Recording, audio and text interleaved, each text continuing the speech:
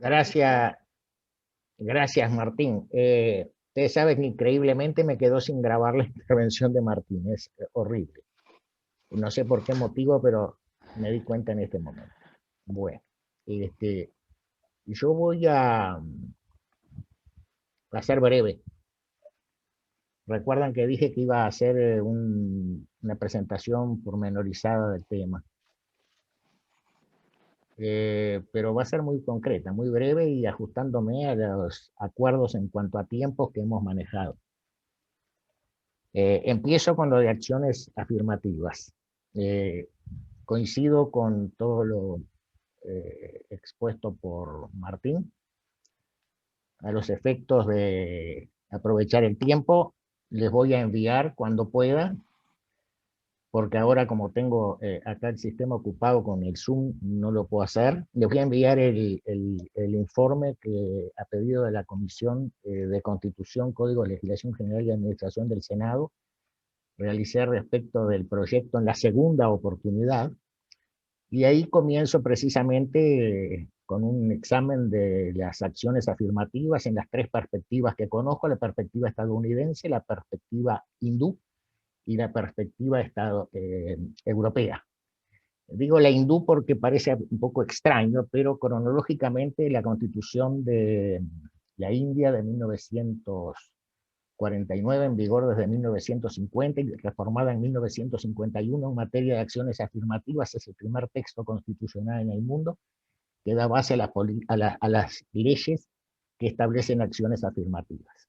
Es obvio que el sistema hindú es de una tremenda discriminación, por lo cual se hace lógico que el gestor de esa constitución haya incorporado la previsión de las acciones afirmativas. Entonces, en ese aspecto me voy a limitar a distribuirles en unos minutos el informe que hice, creo que fue en 2017, a la Comisión de Constitución del Senado. Lo segundo que me parece muy relevante en el desarrollo de este tema es la escasa atención que se presta a la Convención para la Eliminación de todas las formas de discriminación contra la mujer. En esta convención, que como es sabido, Uruguay ratificó en el año de 1981, estuvo Uruguay entre los primeros estados en ratificarlo, porque recién ingresa a entrar en vigor unos meses después de la ratificación por un decreto ley de agosto de 1981. Tiene dos puntos que me parecen absolutamente contundentes, decisivos. Por un lado, lo que es la definición de discriminación contra la mujer, que abarca todas las perspectivas imaginables. Y por otro, y fundamentalmente, me preocupa que no se le preste en el Uruguay tanta atención al artículo 4. La adopción por los Estados partes de medidas especiales de carácter temporal encaminadas a acelerar la igualdad de facto entre el hombre y la mujer no se considerará discriminación en la forma definida en la presente convención, pero de ningún modo entrañará como consecuencia el mantenimiento de normas desiguales o separadas. Estas medidas cesarán cuando se hayan alcanzado los objetivos de igualdad de oportunidad y trato. La adopción por los estados de medidas especiales, incluso las contenidas en la presente convención, encaminadas a proteger la maternidad, no se considerará discriminatoria. O sea, el primer punto del artículo 4 establece la transitoriedad para las acciones afirmativas. O sea que aquello que recordaba Martín del debate en el Uruguay acerca del proyecto, bueno, ahora revuelve, ¿no? Y evidentemente no existe ni doctrinal, ni, ni doctrinalmente, ni por razones de derecho positivo, posibilidad de subsistencia de acciones afirmativas, de discriminación inversa o como se la quiera llamar, en forma permanente. Sí, porque eso es, de acuerdo a los instrumentos internacionales, discriminación. Señoras y señores, desde el año de 1953, 31 de marzo, en que se produjo la declaración sobre la situación de la mujer de Naciones Unidas en Nueva York, hasta la convención y pasando por todos los demás instrumentos internacionales de toda clase, de hard law y de soft law en la materia, es claro que las acciones afirmativas son temporales. Ese es el primer punto, entonces, la referencia a las acciones afirmativas. Segundo punto refiere a lo que en mi perspectiva significa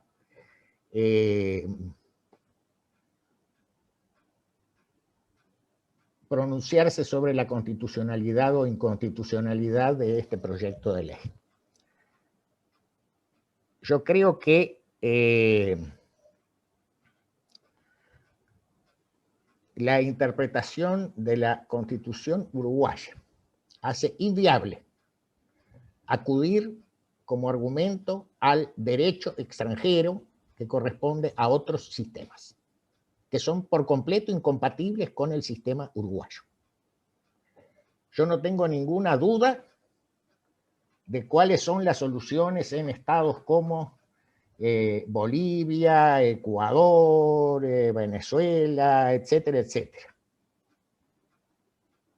Pero no tengo tampoco la más mínima duda de cuáles son las soluciones constitucionales. Invito en ese sentido a leer en el texto de la Constitución de Montecristi, o sea, la Constitución del Ecuador de 2008, cuál es la fórmula que se utilizó en el texto constitucional. Después es muy simple, naturalmente, que el legislador desarrolle esa fórmula constitucional. Entonces, mi primera precisión en el punto es, como siempre, la de criterio para interpretar la Constitución y criterios para poder decir este proyecto es compatible con la Constitución o no es compatible con la Constitución. Desde mi punto de vista, este proyecto no es compatible con la Constitución por los siguientes motivos de los cuales me limito a dar los títulos. Primero, principio de igualdad, tal como está recibido por el derecho uruguayo. Me refiero no solo al artículo 8 constitucional, sino también a todas las proyecciones que de la igualdad se pueden generar a partir del artículo 72 constitucional. Parto de la base, naturalmente, que las previsiones en materia de igualdad que se encuentran en los instrumentos internacionales sobre derechos humanos ratificados por la República constituyen un mínimo, que el derecho uruguayo puede, por sobre ese mínimo, disciplinar.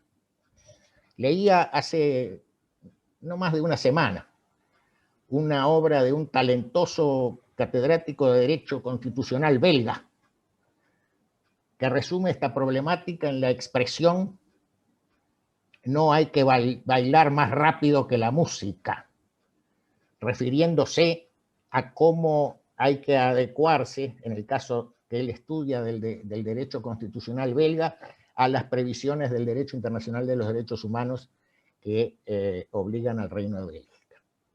Acá es algo parecido, pero creo que el principio de igualdad en Uruguay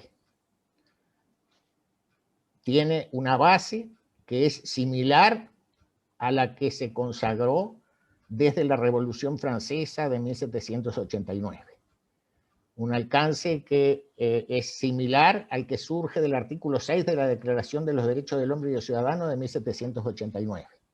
Y un alcance que se ha proyectado hacia las igualdades sustanciales y no solo formales, que es producto de la construcción doctrinal y jurisprudencial ulterior.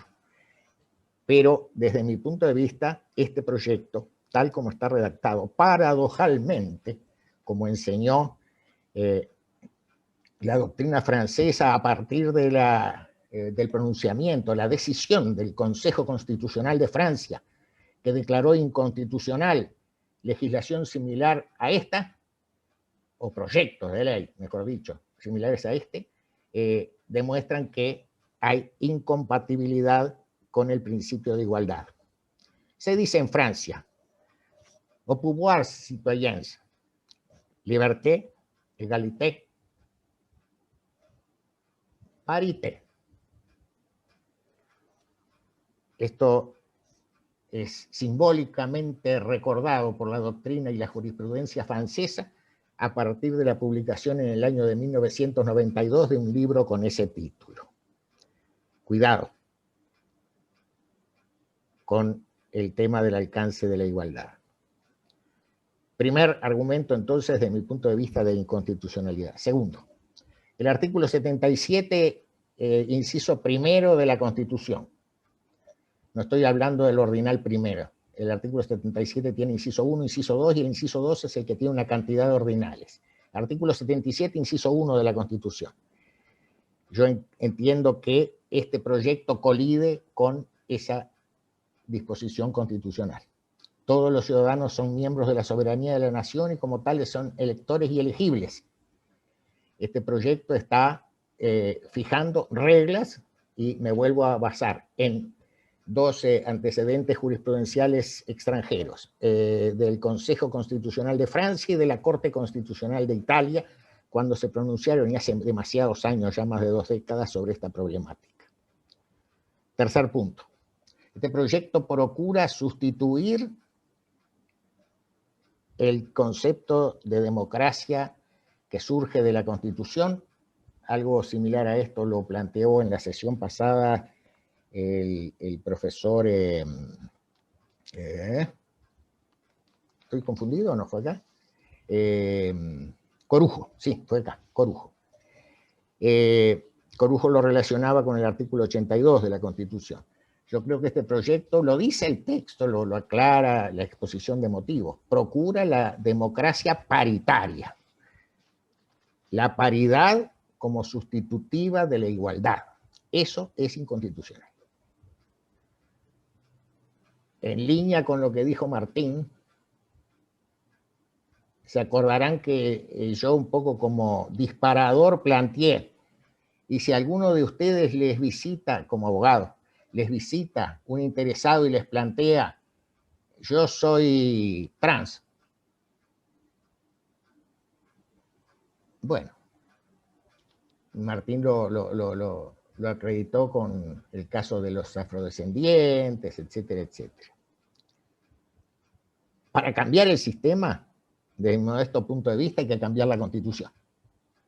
Hay que usar el artículo 331 para instituir la democracia paritaria.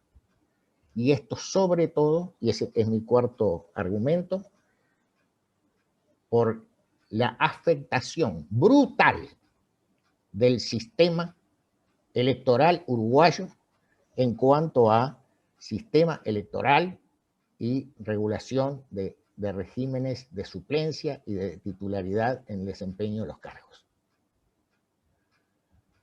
Si queremos, y yo no me opongo, democracia paritaria, empecemos por reformar la Constitución. Demos el debate a nivel de Constitución. Porque yo no encuentro, debe ser producto de mis limitadas facultades de razonamiento, argumentos como para hacer compatible con la Constitución, con las múltiples disposiciones constitucionales existentes, este proyecto. Me parece muy loable que haya preocupación por presentar esta iniciativa, pero lo dije en la sesión pasada, quería tener el derecho de expresar mi opinión contraria a este proyecto. Bueno,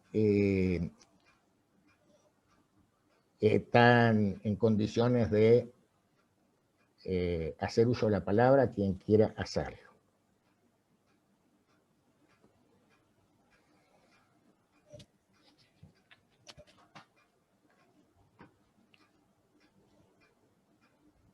Daniel. Daniel Oxes. Sí, sí, ¿qué tal? Escuchamos, hola. Sí. Adelante, Daniel. 2 o 3 cosas. yo creo que esta es una discusión que tiene que darse a partir de determinados conciertos o acuerdos en cuanto a los hechos del caso. Los hechos del caso, según mi criterio, refieren a una situación de discriminación, de subrepresentación femenina, que está expuesta clarísimamente en todo el relevamiento que hicieron Miriam, Lucía y Estefanía al inicio de la sesión anterior. Es decir, no hay lugar de decisión, no hay lugar de importancia política o social donde no se vea que la presencia de la mujer es ínfima. Es ínfima. Esa es una situación de hecho. Nosotros podremos pararnos frente a ella y calificarla jurídicamente. Yo la califico y a mí me gustaría saber desde qué punto de partida estamos mirando esto. Para mí eso es una discriminación clarísima, escandalosa. Y frente a la discriminación, el derecho lo que puede y debe hacer es exigirle al Estado la remoción de esa igualdad de hecho que refiere el artículo 4 de la Convención que tú mencionabas, Eduardo. A mi criterio, esa convención es un argumento que se vuelve por la pasiva en contra de las posiciones de Martín y la tuya. Porque ese artículo 4 de la convención lo que valida, lo que se encarga de decir, es que las medidas provisorias que tiendan a lograr la igualdad de facto son bienvenidas, no deben ser consideradas jamás como discriminatorias. Entonces, la cuestión de si debe tener un plazo, me parece que una medida niveladora, uno no sabe qué éxito va a tener en el terreno social. No tenemos por qué exigirle al legislador que fije con día y exacto en que esa medida implementará una eficacia y revertirá la situación. Me parece que es razonable que se implemente la medida y que eventualmente, cuando cese el estado de cosas que la generó, sea retirada del mundo jurídico, porque ya no va a ser necesaria ese respirador. El paciente ya va a respirar bien. Es una situación, me parece que es una medida que tiende a manejar una situación crítica en una sociedad. Creo que tendríamos que entonces ponernos de acuerdo para estos análisis, primero, en cuanto a cómo calificamos la situación de hecho actual en el Uruguay. No irnos a ningún país. Porque si alguien me dice, para mí no hay ninguna discriminación y la mujer tiene las mismas posibilidades de ser representada que los hombres, perfecto, yo le voy a decir que entonces estoy de acuerdo que coherentemente esté en contra de este tipo de proyectos. Ahora, para quienes vemos que solo los números, los relevamientos más gruesos nos dan el diagnóstico, me parece que estamos exigiendo, frente a la discriminación consolidada, exigiendo medidas que la conjuren. Con respecto a Estados Unidos, Martín, yo tengo algunas discrepancias. Hay autores para todos lados en Estados Unidos, pero sin las pretensiones de ser un experto, tampoco manejé no leí mucha cosa para hoy. Las acciones afirmativas tendientes a igualar socialmente a los afrodescendientes, si pensamos que en el 54 fue el fallo Brown y que en el 2008 asumió un presidente afrodescendiente, fueron un éxito extraordinario. Si lograron un cambio, no digo que esté hoy la situación nivelada, porque sigue habiendo situaciones de acoso de determinadas dependencias estatales en contra de la población afrodescendiente, pero mejoró las cosas notablemente. De aquel sistema de segregación absoluto en la escuela, que sufría la niña Brown, a tener el presidente Obama, me parece que hubo un cambio muy importante y una cuota parte de ese cambio quizás pueda atribuirse causalmente a que tuvieron acciones afirmativas que se preocuparon por mejorar la situación social de los afrodescendientes, por ejemplo, reservándoles incluso con un forceps posiciones en la universidad que permitieran de alguna manera a la comunidad proyectarse luego. Por ahora es eso. Gracias. Gracias, Daniel. Está abierto el uso de la palabra a quien desee hacerlo. ¿Puedo hacer una cosa muy breve sobre lo que dijo Daniel? Sí, sí. Lucía, ¿tú querías hablar? No, tranquilo, había levantado la mano, pero mejor que perdón, responda. no había visto. No, es muy cortito. Cuidado con el caso Brown. El caso Brown prácticamente no tuvo efectos. Fueron 2 sentencias, una al 54 genérica y una al 55 concreta. No tuvo efectos. Se está muy estudiado ese tema y realmente fue una declaración retórica de la Corte muy valiosa, muy importante, pero no tuvo efectos prácticos. ¿Por qué? Porque no fue acompañada de otras medidas. Ningún afrodescendiente iba a mandar a su hijo a un colegio de blancos para que sea discriminado dentro del colegio de blancos. Y eso fue lo que pasó. Aparte, cuidado, en el caso Brown no hay acciones afirmativas. El caso Brown lo que dijo era que era inconstitucional que hubiera escuelas para niños afrodescendientes y escuelas para niños blancos. Ahí no hay acción afirmativa, ¿verdad? Entonces, no sé, cuidado con estos temas, ¿no? Y tampoco estoy muy seguro que podamos afirmar que la llegada de Barack Obama tuvo que ver con el caso Brown. Es decir, el tema racial en Estados Unidos, que es un desastre hasta el día de hoy, ha ido mejorando en muchos aspectos, y una de esas, la demostración la tenemos con Barack Obama, pero no sé qué relación tiene. En Estados Unidos hay muchos estudios sobre las acciones afirmativas, estudios hechos por muchas universidades y por empresas muy, muy prestigiosas, y la verdad, las acciones afirmativas, salvo las cuotas legislativas, no han servido, no han cambiado la realidad. Nada más. Perdón, Lucía. Muy bien. Lucía, y tengo a Jaime Zapolinsky también con Lucía, por favor. Sí, bueno, en primer lugar, gracias por lo que dijeron tanto el profesor Esteba como Rizo, muy ilustrativo en cuanto a estas diferencias entre la igualdad, la no discriminación y demás, y las acciones afirmativas. Yo simplemente tengo algunas preguntas que quizás es que yo no entendí correctamente. Pero el profesor Rizo decía, bueno, que teniendo en cuenta que ya está solucionado de alguna forma el problema de la discriminación de las mujeres en el acceso a la política, que habría que derogar sencillamente la ley y listo. Digamos que hoy, al menos entendí eso, por favor, si lo entendí mal, lo escucho. Porque justamente teniendo en cuenta lo que decía Laura Navetian, ya ni siquiera me refiero a lo que expusimos Miriam, Estefanía y yo, sino que Laura, desde la interna del partido en el cual ella milita, mencionaba los gravísimos problemas que tienen a la interna de los partidos. Entonces, ahí me gustaría comprender un poco bajo qué criterios o en base a qué datos se podría decir que la ley de cuota cumplió su ciclo y eso ameritaría terminar con la acción afirmativa y volver a la normalidad, uso de la normalidad, porque es los términos que el profesor Rizo utilizó. Entonces, esa es como una duda que me quedó. La otra es quizás hacer una aclaración que no hice o que no supe hacer en la sesión pasada, que tiene que ver con la población trans, conversando con algunas politólogas de confianza, digamos. Yo les planteaba esta duda, que justamente nos generaba problemas esto de la paridad entre los sexos y la idea del sexo subrepresentado. ¿Qué pasaría con la población trans? Y ahí con muy buen tino me dijeron, no te olvides que existe el sexo registral.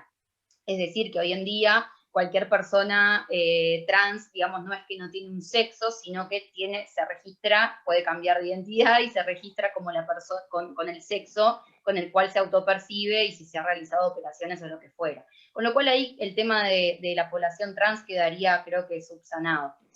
Tenía alguna otra cuestión para preguntar, pero no me quiero robar mucho tiempo, pero más que nada era esa pregunta, sobre todo el profesor Rizo, en base a qué criterios podríamos decir que la ley de cuota cumplió su ciclo, y eso por un lado, y por otro, en general, cuáles son los criterios que se utilizarían, sacando este tema de género y demás, en general, ¿cuándo cree que las acciones afirmativas cumplen su ciclo? ¿Cuándo uno puede decirlo en términos generales? Eso nada más. Gracias, Lucía. Martín. ¿Esto ahora o espero? Yo diría que ahora, para que nos quede el tren de unión, ¿verdad? Bien. Martín. Lo que pasa es que hay que ver, acá es un problema de la copa media llena o medio vacía. Los que nos acordamos de 1985, que acá somos muy poquitos, ¿no? Jaime, no está Jaime, bueno, Eduardo, pero Alicia, bueno, en 1985 había una mujer en el Parlamento que creo que había accedido como suplenta de alguien, ¿verdad? El trato que recibía esa mujer en el Parlamento era patético. Y a nosotros no nos parecía tan mal. Pedía la palabra y ahora va a hablar la señora. Y qué elegante que está hoy, señora, esos piropos siglo XIX. Era una cosa horrible. Es decir, yo ahora pienso lo que era ese parlamento y a mí no me tocaba, ¿verdad? Entonces, ¿qué rol cumplió esta ley? ¿Fue tan mala o logró un cambio significativo en las prácticas uruguayas? Yo creo que tenemos pruebas que nos dice que el techo se rompió. Ahora lo que precisamos es que las mujeres la peleen.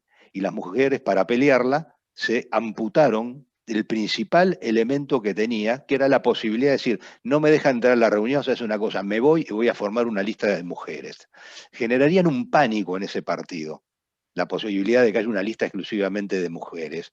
Se desesperarían los hombres, no sé qué podrían ganar, nadie quiere competir con una lista de mujeres, no le puede ganar nunca. Yo creo que derogarla habría que probarlo, que las mujeres pudieran ensayar esta posibilidad, que compitan con los hombres, y bueno, y en definitiva yo creo que el tema pasa por ahí. ¿Qué puede pasar? Que haya un retroceso porque derogamos la ley. Y bueno, si hay un retroceso tendremos que volver a hablar, pero hoy yo creo que hay un cambio significativo. E insisto, las acciones afirmativas no son para lograr paridad en ningún lugar. Las acciones afirmativas son para eliminar las causas de discriminación y que todos puedan competir en condiciones de igualdad. Y mi prueba más fuerte, Lucía, es que tenemos mujeres que lo están haciendo. Son poquitas, tendrían que ser muchas más. Tendrían que ser muchas más.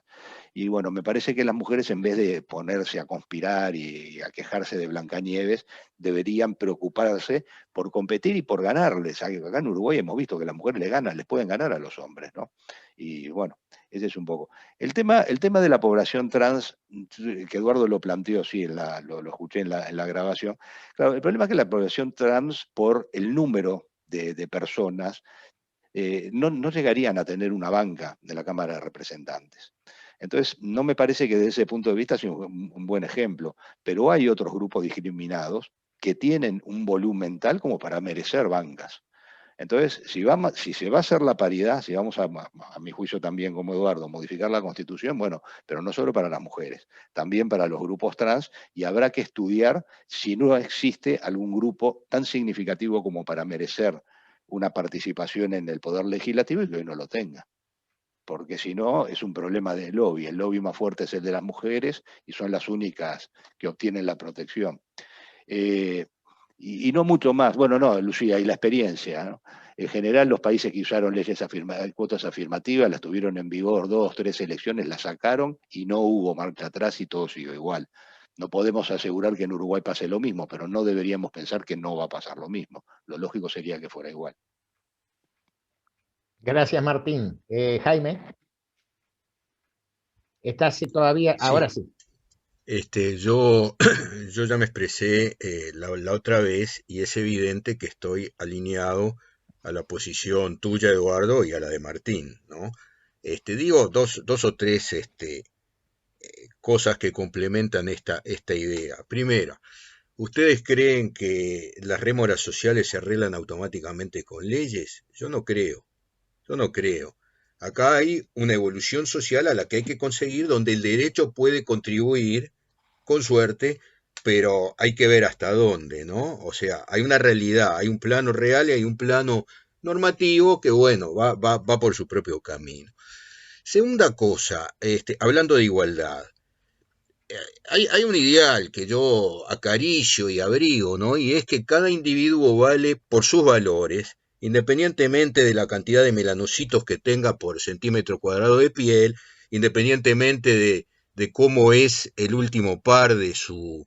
¿Se oye? Perfecto. Ah, el último par de su cadena de cromosomas.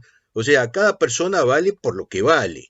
Y me dirán, bueno, hay pocas personas que representativas de tal ascendencia étnica o pocas personas representativas de tal sexo. Bueno, puede ser, pero eso es la demostración de una discriminación, o puede ser también, puede haber otras causas, falta de interés, asumir otros roles que se valoran. En el caso de las mujeres, bueno, si tuviéramos un colectivo, a mí me rechinan los colectivos. Yo creo que hay que superar los colectivos y valorar a los seres humanos qué es lo que importa, ¿no? Pero supongamos que hay un colectivo determinado en el cual sus integrantes no les interesa dedicarse a, yo qué sé, a tal actividad, y hay poquitos. Entonces hay que respetar la cuota del colectivo para que esos poquitos tengan una potencialidad mayor. Entonces tiramos al demonio el concepto de igualdad, creo yo. Yo hablaba la vez pasada de la solución libanesa, ¿no? Donde el presidente es maronita y el primer ministro es chiita o sunita o yo qué sé, y el presidente de la Cámara es otra cosa, y en fin. Y eso no creo que sea una buena solución. Destaco, en el momento actual, tenemos una vicepresidenta, tenemos 2 ministras en la Suprema Corte de Justicia, tenemos 2 ministras en el Tribunal de lo Contencioso Administrativo. Si estableciéramos la paridad en el Poder Judicial, de pronto me presento y me hacen ministro del Tribunal de Apelaciones. Caramba, esa es la realidad social, por suerte, o en educación primaria, por suerte. Porque, a ver, el día que me tenga que operar de apendicitis, yo aspiro a que me opere el mejor cirujano, hombre, mujer, trans, descendiente de paquistaníes, el mejor cirujano, porque hay que sostener el principio de igualdad, como lo dice el artículo 8º de la Constitución, entre otras normas que se han citado hoy, que esta solución o todas las que se le parezcan le pasan por arriba olímpicamente. Y lo voy a decir así por el profundo respeto y el profundo sentido de igualdad que yo sostengo y abrigo y del que estoy convencido. Cuando el tema de la cuota a jóvenes de la comunidad negra, y digo negro y no afrodescendiente, negro y a mucha honra, hubo, que yo recuerde, 3 individuos que públicamente dijeron esto es inconstitucional. Yo lo dije en una consulta, por supuesto que no me llevaron el apunte, ni siquiera quienes, mis amigos, los que estaban cerca de mi orientación política. Dije que era inconstitucional y que era inviable y que no era una buena solución. Yo, perdón que me mencione primero, Uvenir Sartú, y el tercero que salió en la prensa era un intelectual de la colectividad negra que decía, esto es denigrante. Y tenía razón, no me acuerdo, lamento no acordarme el apellido, ¿no? Bueno, insisto con una cosa, creo que la dije. Si en un colectivo determinado los interesados son pocos, y entonces la fuerza del colectivo pretende estar representado, de repente encontramos que esos pocos o esas pocas aparecen sobre representadas. Acá hay que poner a toda la gente a competir, igualarlo desde el principio, naturalmente, darle toda la posibilidad. Y si es rubio de ojos celestes, es hombre o es mujer o lo que sea, tienen que tener la misma posibilidad y el sistema tiene que ir hacia ahí. Entonces, digamos, políticas afirmativas, bueno, hacer una gran campaña demostrando que la discriminación es un asco, como es, y eso es lo que hay que hacer, y lo demás yo creo que no sirve, termina siendo injusto, como el caso que se ha citado, termina siendo injusto y no tiene ninguna utilidad, porque además yo decía en el episodio sobre la paridad por razones de color de piel, que además tampoco es así, porque hay un tema de autoidentificación, entonces yo puedo ser albino, rubio de ojos celestes y me considero, yo decía, terminará favoreciendo al muchacho que tuvo dentro de ese colectivo la mejor posibilidad, porque de pronto tiene medios económicos, o tuvo la posibilidad de educarse, y el negrito de la tercera sección de 33 se va a quedar al margen, una vez más porque la sociedad, desgraciadamente en este caso, lo lleva, es una rémora, es un obstáculo para que salga adelante. Entonces, lo que hay que hacer es superar la rémora, y no con leyes, y no con proclamaciones, y no con saludos a la bandera, que al final sirven, hasta a veces son un tiro, un gol en contra. Eso por el momento. Gracias, Jaime. ¿Puedo hacer un comentario sobre lo que dijo Jaime? Por supuesto, Martín. Pues sabés que yo estoy de acuerdo en algunas cosas, indudablemente, con lo que acaba de decir, pero en otras no estoy de acuerdo. No podemos negar que hay y a partir de 1985, y no hablo de antes porque era un niño y antes, muy antes, no había nacido. La discriminación contra la mujer en el ámbito político fue feroz. El ambiente que había en el Palacio Legislativo en los primeros gobiernos, en los últimos gobiernos del siglo XX, el lenguaje, incluso cómo se le hablaba a las pocas mujeres que estaban ahí adentro, era horrible. Había discriminación y una discriminación muy fuerte, y la discriminación hay que tratar de eliminarla. Con los afrodescendientes ni que hablar. Entonces, cuidado, yo no es que esté en contra de las acciones afirmativas. Yo las 2 veces que fui a comisión me pronuncié a favor de las acciones afirmativas, por tercios y transitorias, ¿verdad? Pero por eso es un matiz, ¿no? Yo no es que esté en desacuerdo. Creo que sí estamos en un momento que por lo menos hay que derogarla para ver qué pasa, porque si no, no lo vamos a saber. ¿Me permitís una acotación de una frase? Sí, sí, Me Jaime. estaba acordando, por ejemplo, de la senadora y ministra en su momento, Alba Roballo, Ah, por ejemplo, ¿no? Es decir, una mujer que tuvo el interés, la disposición y todo eso, bueno, encontró un camino. También me puedo acordar de otros personajes, gente de origen humilde que accedió, y algunos de origen humilde también accedieron. Hoy por hoy son hombres y hacen papelones como uno cotidiano que estamos refiriendo actualmente en la prensa, y, ¿no? Por ejemplo, o sea. bien. Me permito agregar algún nombre. Sofía Álvarez Viñoli de Micheli, no porque lo recuerde directamente, sino por lecturas, ¿verdad? Estamos hablando de la década de los años 30 del siglo XX. 1942. Ah, sí, perdón, ministro, 1942, claro. Y con actuación, en fin, parlamentaria importante, ¿no? La señora, la madre de Millor, la señora de Millor, que también dentro del Partido Colorado tenía importante actuación en la llamada Cuarta de Fierro. En fin, bueno, muy bien. ¿Puedo Sí, hacer una Lucía, pregunta? ¿cómo no? Perdón, disculpen, No, pero no, hay algo que me tiene como muy intrigada y es desde la sesión pasada.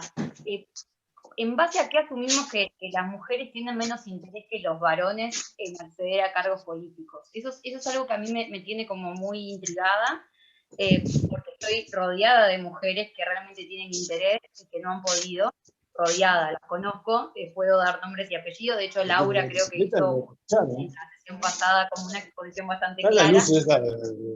Y lo otro que esto obviamente lo digo a título personal, es muy curioso, disculpen porque sé que quizás no es el ámbito, pero es muy curioso cómo siempre el esfuerzo se sigue pidiendo a las mujeres. O sea, derogamos y vemos qué pasa, porque en definitiva las que se ven afectadas no son otras más que las mujeres. Y esto de, bueno, peleenla, dejen de hablar. El ejemplo que fue muy interesante, esto de, en vez de hablar de Blancanieves, bueno, traten de incidir de otro modo. Bueno, acá, por lo menos en la sesión pasada, fuimos 3 mujeres tratando de incidir de otro modo que no sea hablando de ese tipo de cosas. Realmente tenemos una preocupación y realmente estamos dando una pelea bastante fuerte por eliminar ciertas barreras que entendemos que tienen las mujeres, y no lo estamos hablando, se habrán dado cuenta, desde un discurso de barricada, sino todo lo contrario, o sea, con muchos argumentos y bien estudiados. Entonces, simplemente llamar a la reflexión para esto. Primero, está lleno de mujeres que están interesadas en participar de la vida política de este país, no a través de la participación ciudadana común, sino en los mismos lugares donde están los hombres. Y segundo, que realmente, más allá del lobby femenino o de algunos grupos feministas que entiendo el rechazo que pueden generar, somos muchas las que estamos tratando de hacer un esfuerzo y dar una pelea muy fuerte por esto. Entonces, ahí quizás me gustaría como dejar esto sentado por un tema de justicia, ya que la hemos mencionado a la justicia. Nada más, disculpen. Al contrario, Lucía, todas tus intervenciones son muy valiosas. Yo personalmente no te puedo dar una respuesta sociológica, ¿verdad? Que me parece que es sociológica a lo que tú planteabas inicialmente. No, no estoy en condiciones de hacerlo. Lo que a mí me parece en síntesis es, por un lado, eh, que alguna de las proyecciones excede de la posibilidad de ser objeto de regulación por ley ordinaria. Eso es lo que estoy diciendo. No estoy en desacuerdo eh, con el tema del feminismo. El doctor Gorchito Arena, por favor, que creo que pidió la palabra. Sí, adelante. Bienvenido. Bueno, gracias, pero la verdad que luego de escucharlos hoy y haber escuchado la grabación de la reunión pasada, no resisto a hacer algún tipo de comentario. Antes de ver el árbol me gustaría ver un poquito el bosque. Voy a hacer comentarios a propósito del proyecto de ley, pero antes quisiera comentar algo con ustedes, compartir algunas opiniones con ustedes. Me parece muy importante algunos conceptos que se han vertido en la reunión de hoy, como por ejemplo que este tipo de acciones, de acción afirmativa, se llama ahora, antes llamaba discriminación positiva, que me parece que focaliza mejor el hecho de que esto no es gratis. Cuando uno discrimina, claramente alguno se beneficia y otro se perjudica, individualmente considerado. En ese sentido, entonces, lo primero que digo es que en este tiempo posmoderno que vivimos, yo a veces creo que más que posmoderno, muchos planteos son premodernos. La modernidad se caracterizó por el reconocimiento del individuo, de la persona, como un sujeto de derechos inalienables, rompiendo con el estamento, con los sistemas jurídicos diversos, bueno, y de alguna manera algunos de los planteos que estamos escuchando hoy, bien intencionados seguramente, o no, no sé, yo no prejuzgo intenciones, pero a veces me parece que son premodernos, es como volver a la sociedad de los estamentos. Porque hay colectivos, como se llama ahora en este tiempo también de crisis de las organizaciones asociativas. El colectivo también es bien de esta época, ¿no? Es un grupo de gente que en realidad no, en esa preeminencia del sujeto autorreferencial no se reconoce preeminencia con los demás y por consiguiente no tienen autoridades, pero no tener autoridades tampoco implica asumir responsabilidades, porque no hay nadie que asuma la responsabilidad de lo que se dice y lo que se hace. El colectivo es una cuestión amorfa que se invoca para sostener diferentes objetivos. Y en ese sentido, lo que me preocupa es que pensando esta cuerda, ¿no? Cada vez más vemos que hay colectivos que piden estatutos jurídicos específicos, cuando no jurisdicciones propias o que atiendan su particularidad, y eso realmente es premoderno, porque eso rompe con la concepción moderna del individuo como sujeto de derechos y de obligaciones, independientemente de su sexo, color, nacionalidad o condición social o económica. Y creo que esto hay que tenerlo en cuenta cuando a veces vienen planteos que aparentemente vienen muy bien intencionados, pero a veces esconden, consciente o inconscientemente, creo yo, este peligro de este retroceso. Y dicho esto, también me parece bien importante no perder de vista, como se decía hoy, los objetivos.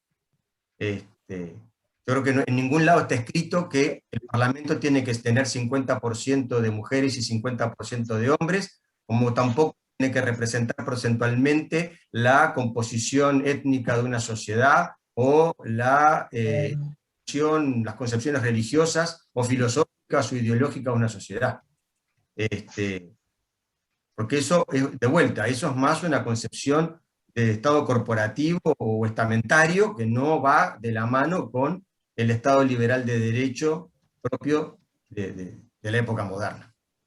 Entonces, y que refleja hasta hoy la mayoría de las constituciones, y no me meto ahí porque ustedes son los especialistas. Dicho esto, lo que señalo con respecto a este proyecto es que en realidad poco se avanzaría en cuanto a la integración de más mujeres al Parlamento con un proyecto de ley candidaturas paritarias. Y eso por la forma de nuestro sistema electoral y nuestra forma de adjudicar y proclamar candidatos. En realidad, esta ley, como la actual, básicamente se aplica en 2 departamentos, Montevideo y Canelones. No se aplica en ningún otro departamento, aún en aquellos que tienen más de 2 bancas, como pueden ser Salto, Maldonado, Colonia, porque en esos departamentos lo que sucede, los que hay más representados son más partidos políticos. Y aún cuando un mismo partido tiene 2 legisladores, 2 representantes, son de listas, de hojas de votación distintas, de listas de candidatos distintas, y por consiguiente entonces tampoco alcanza esta previsión de la cuota. Entonces, este proyecto, más allá de sus buenas intenciones, en realidad no va a tener más aplicación que en Montevideo, que desde hace muchos años ronda las 40 bancas, y Canelones, que anda en el torno de las 14 y las 15. En el resto de los departamentos no va a tener ninguna aplicación. Como no la tiene la previsión legal de la ley actual y de la ley esta que se propone, de que en todos los departamentos, aún los que tengan 2 bancas, los titulares tienen que ser de diferente sexo. O sea, el titular 1 de un sexo y el titular 2 de otro. Eso, en realidad, en la práctica no tiene ningún efecto.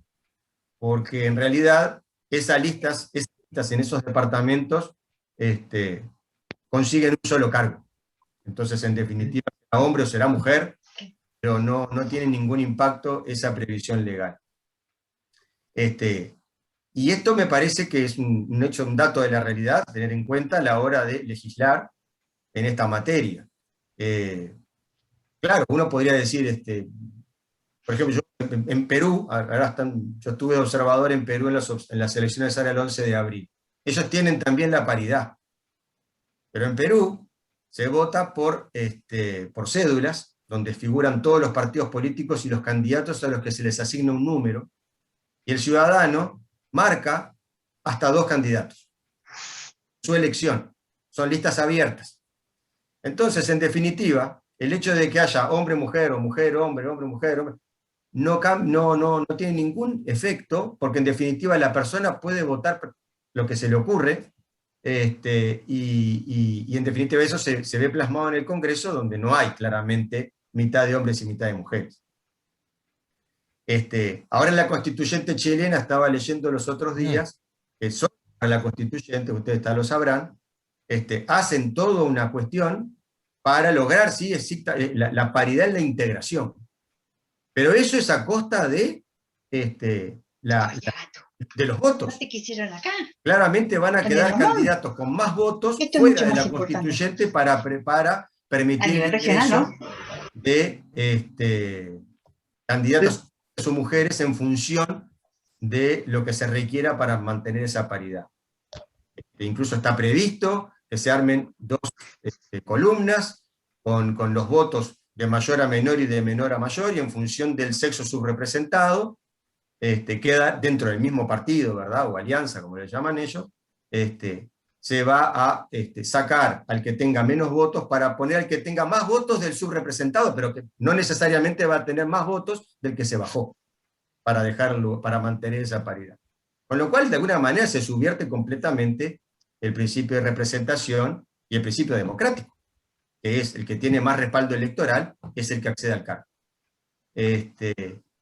Así que, bueno, sinceramente me parece que este proyecto más allá de otras particularidades, por ejemplo, creo que sí, claramente que esa pretensión de que el suplente que acceda, entiendo la finalidad, que es procurar saltearse las jugarretas que a veces se realizan para cumplir con la ley en la etapa de las candidaturas y no en la etapa del ejercicio de los cargos, pero creo que no, digo, el buscar entre los proclamados aquel que sea del sexo subrepresentado está alterando justamente la proclamación, que como tal es un derecho que tiene el candidato electo, ¿sí?, a ocupar el cargo.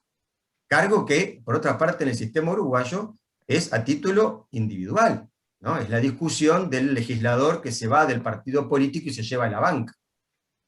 Hace años que se viene buscando la vuelta para que tratar de decir que esa banca en realidad no se la puede llevar y debe quedar en el partido. Bueno, en realidad nuestro sistema, el electo es la persona, independientemente, por más que el nuestro es un sistema de partidos. Eso es discutible, ¿eh? Bueno, una pregunta, José. ¿Puedo hacer una consulta? Muchas gracias por la intervención. Sí, sí, me Daniel. parece... Tengo anotado por su orden a Estefanía y a Martín. Quería hacer una consulta, ya que tenemos un ministro de la Corte Electoral. Sí, adelante, adelante. La Corte Electoral juzga que el fenómeno de subrepresentación de las mujeres es un fenómeno de violación constitucional de la igualdad. La Corte Electoral en realidad... ¿Tiene algún informe o algún estudio, alguna resolución al respecto? La Corte Electoral, pese a que tiene un amplio poder reglamentario, es un organismo aplicador de la Constitución y la ley. La Corte Electoral en realidad... La igualdad está en la Constitución, por eso. ¿Perdón? Que la igualdad es constitucional, por eso es la pregunta. Claro, pero en realidad, bueno, estamos ahí, pero ¿cuál es la igualdad? ¿Que haya paridad de mitad de hombres y mitad de mujeres? Pregunto, pero la subrepresentación no es un fenómeno... Pero ahí tenemos una discusión que es, esa subrepresentación se da porque los ciudadanos tienen diferentes condiciones o diferentes oportunidades en función de su sexo, o es una decisión del ciudadano que eligió más hombres que mujeres o más mujeres que hombres. Entonces, la explicación podría ser que no hay discriminación porque la gente prefiere hombres. A ver, hay antecedentes en este país de un partido negro, en la elección del año 1938, que sacó, no sé, 30 votos. No lo votaron ni los negros, los afrodescendientes. Hay listas de mujeres, exclusivamente encabezadas por mujeres y patrocinadas por mujeres, que no alcanzan la representación. Porque seguramente... Pero ¿y eso qué prueba? No, tú me estás diciendo a los efectos de cómo se explica la subrepresentación. No, perdón. Yo entiendo eso. Quiero saber si la Corte institucionalmente tiene algún pronunciamiento. No, la Corte no tiene ningún estudio ni pronunciamiento porque aparte... Era eso. No, aparte no le corresponde. Pero digo, bueno, eso es discutible. Porque si la igualdad es un valor constitucional y la Corte es un órgano constitucional, tiene que ver. La Corte tiene un amplio poder reglamentario, pero dentro del marco de lo que marca la Constitución y la ley. Claro, por eso. Normas electorales. Contrariamente a lo que establecen las normas de mayor rango. Y de vuelta, no hay ningún estudio que yo conozca que establezca que el hecho de que haya menos mujeres que hombres en el Parlamento se deban a cuestiones de acceso y no a cuestiones de elección del elector. Bueno, pero sí hay estudios que demuestran que la mujer no llega a ninguna posición de poder en la sociedad en general. Y eso demuestra que hay un problema de igualdad. Eso es un problema cultural en todo caso. Claro, es un problema cultural, pero jurídico. Ese es el problema. A ver, eso es lo que veo que están discutiendo hace dos jornadas, y podrán seguirlo discutiendo 10 más, porque en definitiva es un tema cultural. Pero decir que es cultural no lo aleja de lo jurídico. Cuidado con eso, ¿no? Porque el derecho claro, cultural... Pero digo, ¿ves? Es muy moderno creer que la ley cambia la realidad. La ley en realidad... Por supuesto que no. A cambiar, pero no te la cambia porque los problemas culturales... A ver, en realidad... no sé quién decía el otro día, creo que la doctora Arriaga decía que le invitaron a integrar una lista para cumplir con la cuota. Claro. Ella, ¿verdad? Eso es muy común. Eso es muy común, porque ¿qué pasa? No hay en la actividad política tantas mujeres como para hacer una lista de paridad. Entonces hay que salir a buscar mujeres. Ahora, ¿por qué no hay mujeres? Probablemente porque las mujeres, a diferencia de los hombres, a las 7 de la tarde, cuando nos reunimos en un comité, están en su casa cuidando a los chiquilines, haciendo los deberes o preparando la cena. Ahora, eso, no sé cómo cambiamos por ley eso. O estamos acá. Entonces, me parece que ya esto son cosas metajurídicas, porque, digo, más allá, y en realidad, ojo, yo creo que estas leyes que ya han complicado mucho, porque es cierto, postergan. Más ahora, en Uruguay tiene una enorme tradición. En Uruguay es muy fácil sacar una lista. Y de hecho tenemos una enorme tradición de registro de hojas de votación y de listas de candidatos. Antes lo favorecía las cooperativas electorales, que se terminaron para los diputados en en la elección en la Constitución del 96. Actualmente, lo que lo favorece es la elección interna, porque la interna en general, la mayoría de los partidos organizan su lista de candidatos en función del resultado de la interna. Entonces ahí todo el mundo compite. Y ahí hay mujeres, hay listas encabezadas por mujeres, y bueno, y ahí compiten en igualdad de condiciones, algunas ganan, sacan más votos que encabezadas por hombres o no, pero eso es un tema de la elección. Creo que estas leyes, esta ley de la vigente, ha tenido el mérito de que obligando a las listas, a todas las listas, a poner mujeres en las listas, muchas de ellas han permanecido en la política. Ingresaron a la Cámara como suplentes, posiblemente, o en virtud de la cuota, y luego se ganaron un lugar en el sistema, y hoy son dirigentes en sus departamentos y acceden a una de las dos bancas mínimas que les corresponde al departamento. Probablemente... ¿Por eso la ley cambió algo? Digamos, ¿Perdón? la ley, Claro, que la claro, ley de eso exactamente. cambió algo, ahí está el punto. No, pero Ahí está el fenómeno cultural, ahí está el fenómeno yo- cultural impactado por la norma jurídica. Exactamente. Yo no por eso digo, yo no desconozco que estas leyes afirmativas o de discriminación positiva hayan tenido el efecto positivo, ¿sí?, buscado, de facilitar la participación de la mujer. Yo no lo desconozco. Por eso Lo la que ley, digo es que la profundizando ley es este tipo de leyes, de alguna manera lo que hacen es discriminar o perjudicar a otros ciudadanos, ¿verdad? No necesariamente se va a conseguir tener más mujeres en el Parlamento o incentivar más aún la participación. Eso, por como tenemos en Uruguay y en la mayoría del mundo, cómo se arman los sistemas electorales y cómo terminan siendo proclamados los candidatos electos. Muy bien. Pero, Perdón, está bien. perdón, Hay que gracias. tener- Perdón, tengo anotadas un buen rato a Estefanía, a Martín, a Miriam. Gracias Yo me por la anoto luego. intervención, doctor. Y después tengo a Daniel, correcto. Estefanía, por favor. Bueno, muchas gracias. En realidad yo quería hacer 3 puntos de referencia porque se tocaron muchos temas, pero en primer lugar, haciendo referencia un poco, reviviendo lo que habíamos expuesto con Lucía en la reunión anterior, que nosotras planteábamos ciertos problemas desde el análisis de estar a favor, o como que hay 2 planteos diferentes, creo. Por un lado, el tema de la discriminación estructural hacia la mujer, que eso me voy a expresar después, y por otro, la técnica que encontramos y que analizamos desde lo que es el proyecto de ley analizado, que ahí encontrábamos problemas por las 3 posibilidades que nos podíamos presentar enfrente de él, si era constitucional, inconstitucional, si es que nosotros, bueno, hablando un poco de la constitucionalidad, porque bueno, se tiene que aclarar la inconstitucionalidad, pero en realidad ahí lo que planteábamos era si la paridad era un medio, era un fin en sí mismo, si se planteaba como acción afirmativa o si se planteaba como metodología, y eso qué implicaría a la hora de poder aprobar ese proyecto de ley.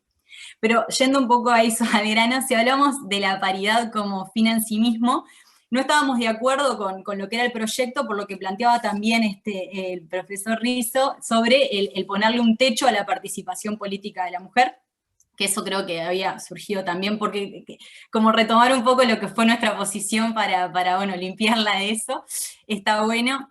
También por otro lado, el hecho de lo que es tener en cuenta lo que es el electorado y cuál va a respetar la elección, y si se generaría como con la paridad como una metodología dentro de lo que es el sistema electoral, necesitaría una mayoría especial, que eso también lo habíamos planteado. Y después, en relación a lo que es la discriminación estructural, a la que se plantea, o a la discriminación existente o no existente, en realidad ahí sí hay estudios de esto, en tanto lo que es tanto discriminación hacia afrodescendientes, LGBTI, mujeres, y en realidad ahí podemos utilizar 2 tipos de metodologías, ¿no? La metodología cualitativa y la metodología cuantitativa. En lo que es metodología cuantitativa, ahí me voy a hacer referencia a lo que son los estudios de la OPP, tanto también de AUS, y tanto de lo que es el Estado en sí mismo, pero también de lo que son institutos de investigación, o también en lo que se basan los comités de los tratados de Naciones Unidas, como por ejemplo el Comité contra la Eliminación de la Discriminación contra la Mujer. En realidad ahí lo que se basa sí son en cifras que tanto antes de la ley de cuotas o después de la ley de cuotas, o planteando este 50-50 que podía ser hasta perjudicial para lo que es la participación política de la mujer, plantean que en realidad, si hablamos de metodología cuantitativa, cantidades, la cantidad está subrepresentada. E incluso, si hablamos en temas cualitativos, ahí tendríamos que empezar a analizar cuáles son las causas, o también podemos hacer los vínculos que estaban planteando recién a lo que es la voluntad del electorado. Lo que se plantea en realidad cuando hablamos, si se ve, por ejemplo, la última, en base a lo que fue el último censo, que lamentablemente de 2011, o lo que es la situación, cambiando de género, afrodescendencia, lo que es el tema de la pobreza estructural que implica hacia la discriminación, o sea, el intentar ayudar a esas poblaciones donde se encuentra cierta vulnerabilidad estructural, la ley como elemento, cumpliendo con los requisitos para aprobación de la ley para ayudar a solucionar esas situaciones de discriminación, es lo que, bueno, un poco el fundamento de fondo de lo que sería como el objetivo detrás. Pero en realidad, volviendo a lo que es discriminación, nada, eso, dejar en planteado que no es solo de percepción hablando de esto, o sea, o de ganas, sino en realidad que está la subrepresentación y la dificultad al acceso, más allá de lo que hablamos acá, está probada por análisis cuantitativo, o sea, en realidad, después analizar las causas, si este proyecto ayuda a esto o no, y creo que como dijimos la vez pasada, no estamos de acuerdo por ninguno de los dos lados con el proyecto, capaz que el objetivo de la fundamentación de fondo difiere un poco, pero en realidad, bueno, es como se entiende que es una herramienta para intentar facilitar ese acceso que se ve complicado. Muchas gracias. Gracias, Estefanía. Perdón, Rizo, Martín.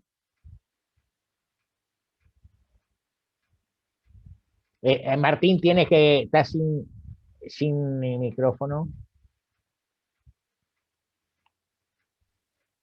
Sí, a mí me parece que en este tema, como en muchos otros, lo primero que tenemos que evitar es el radicalismo en el análisis de este tema y tratarlo de llevar a sus justos términos. Sinceramente, creo que decir que no existe una discriminación de hecho contra la mujer es insostenible. Rompe los ojos. Antes de 1985, que me mencionan 3 mujeres, 4 destacadas, eso confirma una discriminación feroz. La misma discriminación que tenemos con los afrodescendientes, que es más o menos 1 de cada 10, y uno se pasea por el centro de Montevideo, se cruza con cientos de personas y no se cruza con un afrodescendiente. ¿Sí? Entonces, realmente negar eso me parece que no lo podemos hacer. La mujer que estuvo en el primer Parlamento Democrático post-dictadura, y eso yo lo vi y vi cómo le trataban, era ridículo, era patético el tema ese, demuestra una fuertísima discriminación. El lenguaje en el Palacio Legislativo, la forma de actuar, era de un machismo horroroso. O sea que, cuidado, la discriminación no la podemos negar, la discriminación hay que combatirla con pautas culturales, con enseñanza, pero también hay que tratarla de ayudar con otras cosas, porque si no, ¿qué vamos a hacer? Vamos a ir las pautas culturales y la discriminación va a cesar dentro de 200 años, con suerte. O sea que tenemos que buscar el tema. Ahora, cuidado, esas alternativas, esos atajos, son peligrosísimos, ¿verdad? Dejamos de discriminar a las mujeres y discriminamos a quién sabe a qué hombre. Robin Hood, ¿verdad? Que no existió, la leyenda se formó con muchos, por lo menos le robaba a los ricos para darle a los pobres en la teoría. Pero acá no, acá para darle a las mujeres le sacamos al que venga, ¿verdad? Entonces, cuidado con las acciones afirmativas. Las acciones afirmativas son verdaderamente muy peligrosas. Y el doctor Gattitorena dijo una cosa que me llamó la atención y creo que justificaría rehacer todos los estudios. Él dijo que en Montevideo más o menos funciona en un 40% de la representación. Si eso es así, cambia totalmente el tema. ¿Por qué no funciona? No dije eso, no dije eso. Yo dije que el tema, la ley de cuotas se aplica exclusivamente en Montevideo y Canelones, básicamente. Básicamente que en Montevideo. En el resto, por más que haya más de 2 bancas, no se aplica. Pero entonces, cuando haces, Estefanía, tus estudios cuantitativos, para saber si la ley de cuotas fue exitosa, tenés que considerar esta variable. Porque capaz que en 3/4 partes de los departamentos del Uruguay ha sido exitosa la ley de cuotas, pero no puede reflejarse porque no hay un partido, no hay una lista que saque 2 candidatos. Entonces, cuidado con este tema. A mí me da la impresión que la situación que había acá en 1985-1990 ha cambiado abruptamente. Carolina Cose me demuestra claramente que eso es así, ¿verdad? Por más que a veces a ella también le gusta victimizarse, que la tratan mal porque es mujer y cosas por el estilo. Y cuidado con estos temas, ¿no? Yo sigo insistiendo, para mí habría que probar de sacar la ley de cuotas y ver qué pasa. Incluso habilitar que las mujeres formen sus listas, si lo quieren hacer. Toda la vida ha habido listas integradas por hombres, y bueno, las mujeres se amputaron la posibilidad de hacerlo. ¿Mm? Y puede ser muy atractivo una ley de mujeres, pero mujeres más o menos representativas, no que se junten 3 amigas y presenten una lista. Tienen que ser mujeres con algún tipo de destaque, que sean conocidas frente a la opinión pública, pues esa es la ley de la vida para todos los políticos. Y la cerrada de la puerta de comisión, y con esto termino, que hablaba Laura en la sesión pasada, cuidado, porque también hay muchísimos hombres a las que se les cierra la puerta y no los dejan entrar. La actividad política tiene esas cosas, ¿no? Eso por ahora. Gracias, Martín. Y tengo a Miriam Mora. Bueno, yo felicitar a los que han hecho uso de la palabra, y me parece que es todo muy valioso, las opiniones, y que bueno, podemos estar muchas horas discutiendo el tema, pero en conclusión creo que resulta evidente la cultura patriarcal que tiene nuestro país, aún teniendo el principio de igualdad entre hombres y mujeres, consagrado en la norma de mayor rango jurídico, que es la Constitución, y pese a que se han ratificado instrumentos internacionales, como nombraba el profesor, la Convención de Naciones Unidas para la eliminación de toda la forma de discriminación contra la mujer, la CEDAW por su sigla en inglés, el Pacto de San José de Costa Rica, la Convención de Belén do Pará y demás, persisten relaciones desiguales de poder que inciden en el sistema político, generando justamente que no todas las personas tengan iguales condiciones para ejercer el derecho a ser elegido y elegida como está en el 77. Acá hay una cuestión que planteaba Lucía hoy, y es que muchas veces hay muchas mujeres que les interesa la política, que tienen interés y demás, pero que los estereotipos de género existentes en la sociedad marcan que las mujeres muchas veces tenemos que ocuparnos de muchas otras cosas antes que de la política, por ejemplo. Y si bien Uruguay fue vanguardista respecto a la participación democrática de las mujeres en la política, cosa que es aplaudible, como votar y ser votada desde 1938, el país en realidad no destaca por la participación de las mujeres en cargos parlamentarios o de decisión, y mucho menos en cargos que son de designación directa, ¿verdad? Y yo creo que eso ustedes mismos lo han estado manifestando cuando han nombrado destacadas mujeres, ilustres mujeres, pero les sobran los dedos de la mano para nombrarlos.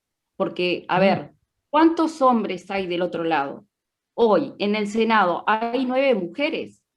¿Y cuántos hombres hay? En la Cámara de Representantes, 19 mujeres, el 19%, pero ¿cuántos hombres hay? Entonces hay que ver también eso. En los ministerios, tenemos 13 ministerios, solo 2 mujeres ocupan los ministerios. Ministerio de Economía y bueno, entonces no podemos mirar para la vereda de enfrente y no ver una realidad que en realidad es tangible. Entonces, yo eso de que no, las mujeres no quieren, no, las mujeres no quieren, no, a las mujeres muchas veces no se les da la posibilidad, se les invisibiliza. Y además las mujeres tienen un problema de cómo se muestran, cómo se candidatean, quién las apoya, quién les banca la campaña, porque muchas veces es más atractivo un candidato hombre que una mujer. Entonces, a mí no me gustaría tener cuotas políticas.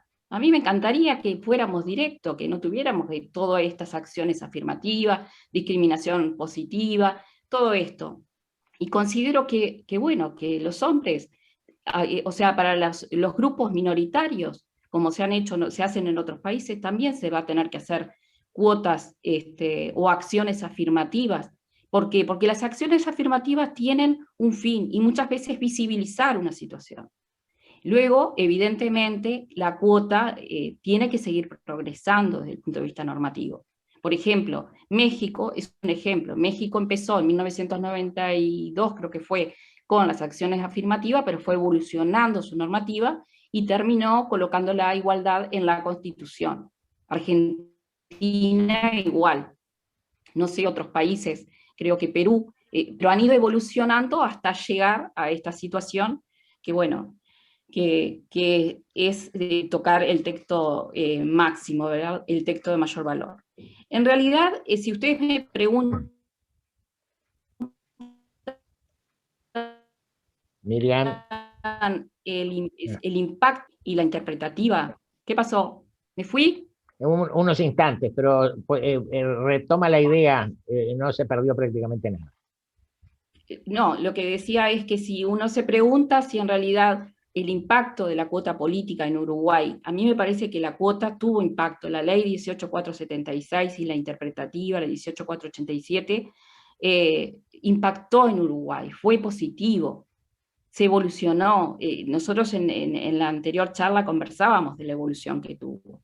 Entonces, derogarla por sí sola me parece que no es bueno, en el sentido de que, ¿qué pasa? ¿Echamos atrás todo lo que hicimos del 2009 a la fecha? ¿Cómo hacemos para que las mujeres se interesen en la política? ¿Cómo os atraemos? ¿Siguen los hombres? Entonces, no lo veo como una herramienta positiva para lo que se ha hecho. Es una cuestión que no solo sucede en el Uruguay, en realidad en la mayoría de los países del mundo el electorado tiene escaso poder sobre la decisión de las candidaturas, y nosotros el problema que tenemos es justamente eso, el tema de las listas cerradas y bloqueadas. Y en ese sentido, comparto lo que decía el doctor Gachit-Torena respecto del proyecto que se está presentando. El proyecto, en realidad, el mecanismo que se implementa a nivel de candidatos y no de cargos. Entonces, allí el énfasis está puesto en la igualdad de oportunidades como punto de partida y no como resultado. Y allí me parece que, o sea, como resultado, como punto de llegada.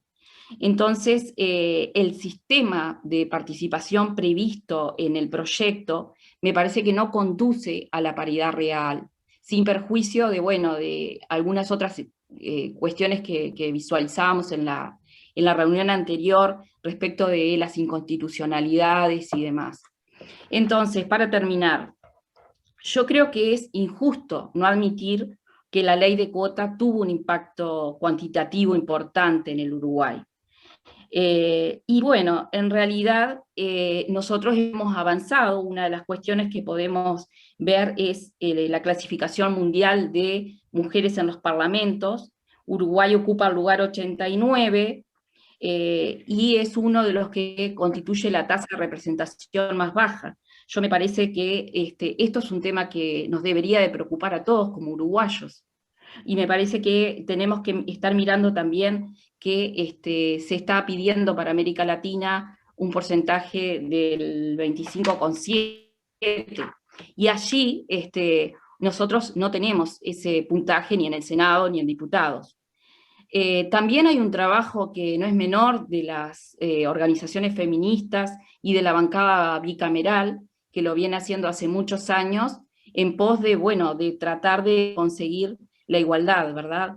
Entonces, en definitiva, sin perjuicio de los comentarios del proyecto, me parece que sería fantástico no tener este tipo de acciones afirmativas, pero entiendo que lamentablemente, y en atención a, bueno, a la sociedad que tenemos, y a la sociedad patriarcal más que nada, este tipo de acciones son necesarias.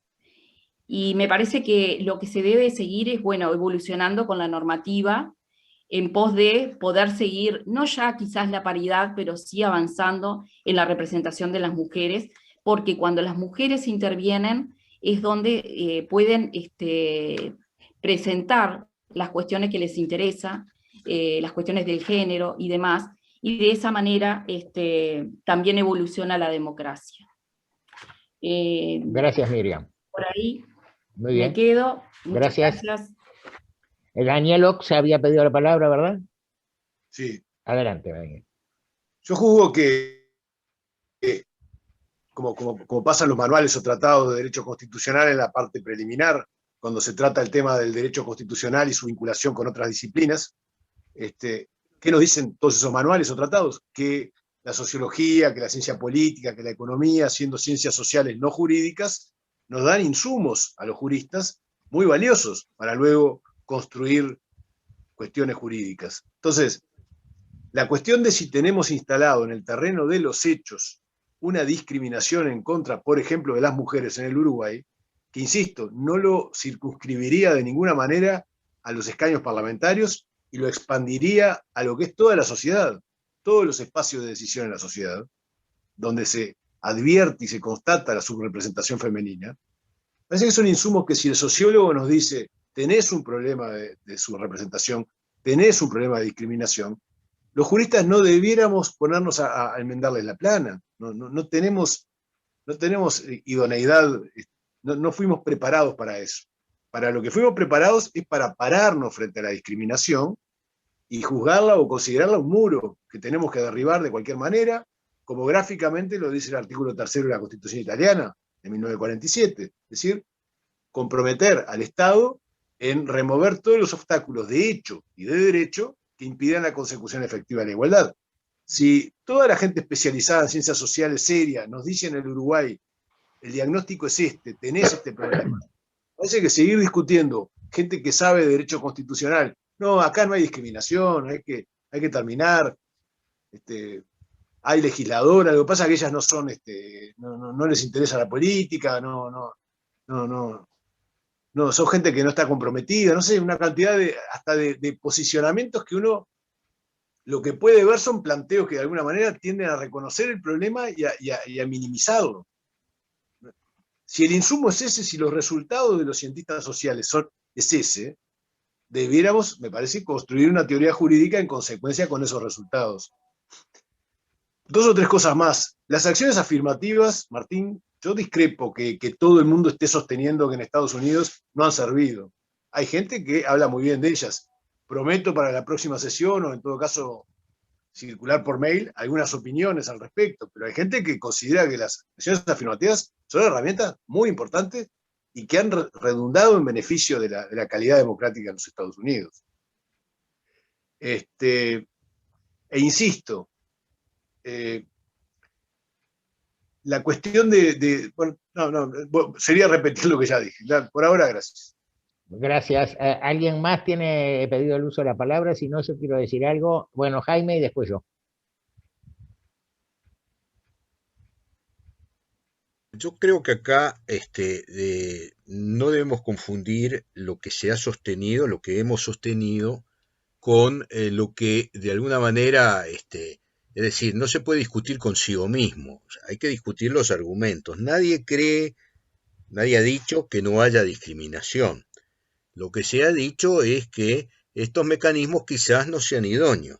Se ha dicho la ley de cuotas ha obtenido un resultado. Bueno, el día que me lo prueban científicamente, sociológicamente, entonces yo estaré dispuesto a reconocer que bueno, que sí, que ha cumplido un papel adecuado, pero yo no estoy seguro de que haya cumplido un papel adecuado y que el hecho de que hoy tengamos una bancada femenina mayor de la que había en 1985 sea consecuencia de la ley. Quizás sea consecuencia de otras cosas. Hoy tenemos, por ejemplo, familias, digamos, constituidas por personas que, digamos, familia o matrimonio, vamos a hablar concretamente, constituidos hoy por personas que hace 30 años no era concebible, ¿no? Bueno, en primer lugar. En segundo lugar, yo me pregunto, ¿el modelo peruano o el modelo mexicano, la democracia peruana o la democracia mexicana son mejores que la democracia uruguaya? Yo no quiero sonar chauvinista, pero me parece que no. Me parece que si hay un ejemplo que se puede mostrar en el mundo, quizás sea el nuestro mucho mejor, porque hay una realidad social en México y en Perú, caramba. Piensen ustedes en la segunda vuelta que vamos a tener inminentemente, ¿no? Segunda cosa. Jaime, discúlpame. Sostener que la buena calidad... perdón. No, quería una interrupción como para hacerla más entretenida. Bueno, está, con mucho gusto. No, que sostener que la buena calidad democrática del Uruguay se sustenta en que maltrató a la mujer o que no la consideró, me parece que no hay... pero no hay perdón, discúlpame, Daniel, yo no dije eso. Bueno, yo no pero dije si vos te eso. parás frente a los mexicanos y decís, nosotros tenemos una buena democracia, Sí. cuando ellos están intentando revertir el fenómeno de su representación femenina.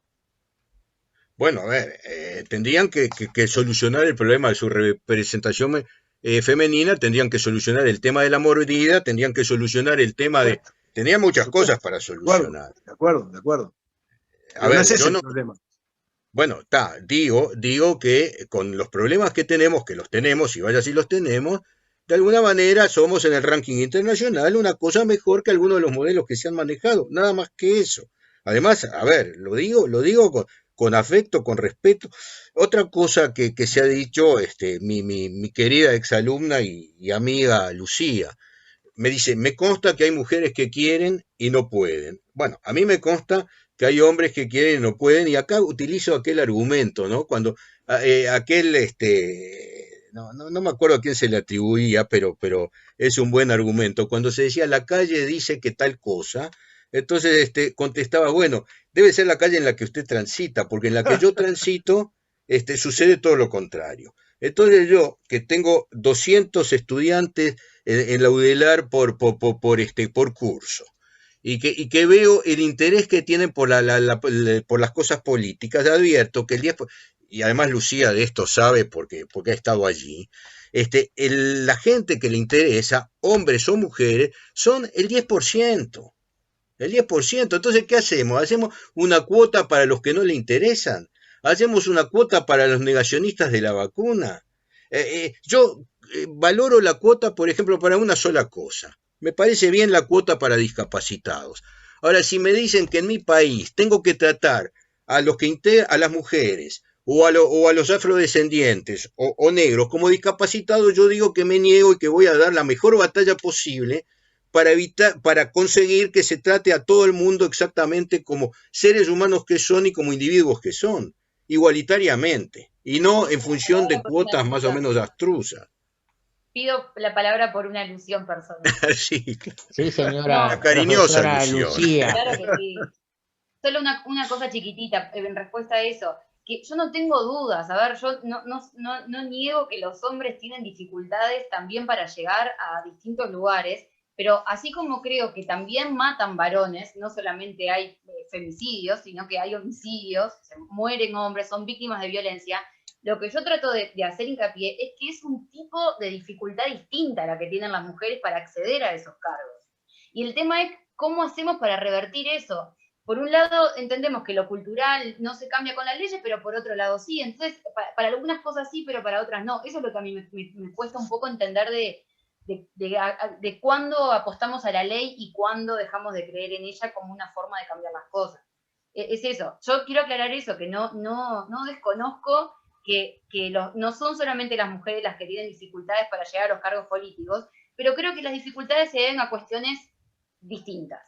Como la violencia, tienen especificidades que merece la pena que atendamos a ellas.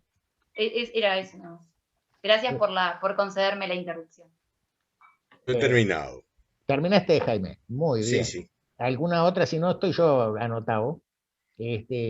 Saben que, muy breve, por supuesto, escuchándolos con todo interés a los diversos participantes. Vuelvo a la convención suscrita por Uruguay y que fue ratificada en 1981. Una atenta lectura de la misma nos puede ayudar a formar una hoja de ruta, porque la propia convención distingue lo que estamos discutiendo. La propia convención nos dice, por ejemplo, que los estados, Uruguay se obligó a ello, deben adoptar todas las medidas adecuadas, incluso de carácter legislativo, para modificar o derogar leyes, reglamentos, usos y prácticas que constituyan discriminación contra la mujer. El punto que surgía hace unos minutos está expresa, uno de los puntos que surgió hace unos minutos, está expresamente dicho por el artículo 5, apartado A. Los estados tomarán todas las medidas apropiadas para modificar los patrones socioculturales de conducta de hombres y mujeres, con miras a alcanzar la eliminación de los prejuicios y las prácticas consuetudinarias y de cualquier otra índole que estén basados en la idea de la inferioridad o superioridad de cualquiera de los sexos o en funciones estereotipadas de hombres y mujeres.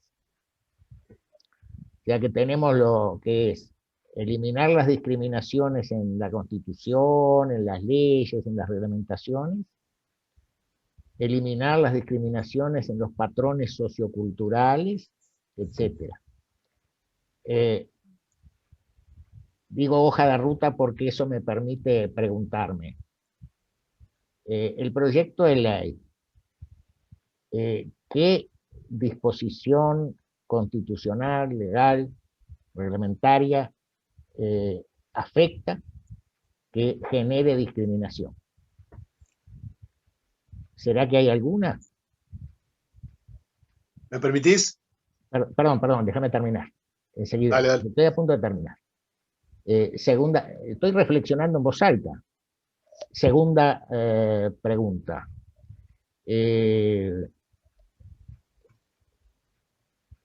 Probablemente todos convengamos que estamos ante un problema de patrones socioculturales. Digo probablemente, no sé. Daniel, por favor. No, simplemente quería, para ir en la línea que tú estabas exponiendo, Eduardo. Acá tenemos un tema que no lo hemos abordado frontalmente, lo refirió tangencialmente el doctor Garchitorena cuando habló de la democracia de partidos, y es que la mala práctica social que produce esta situación indeseable en lo que es la proyección a cargos del Estado es de los partidos políticos.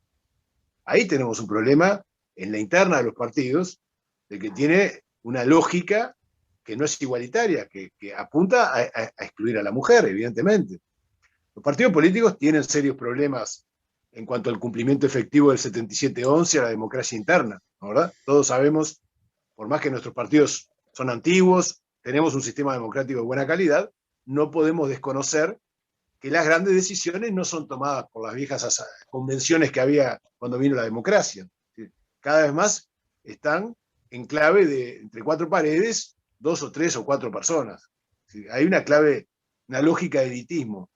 Entonces, esta situación de dominación de la mujer en partidos políticos tan estructurados a la usanza antidemocrática y patriarcal, no colaboran en la proyección de cargos al Parlamento y a toda la administración pública, y en general a la consideración social. Creo que los partidos políticos son parte del tema que en el proyecto lamentablemente no está tratado. Nada más. Muy bien. ¿Me permite un comentario? Por supuesto. Adelante, doctor.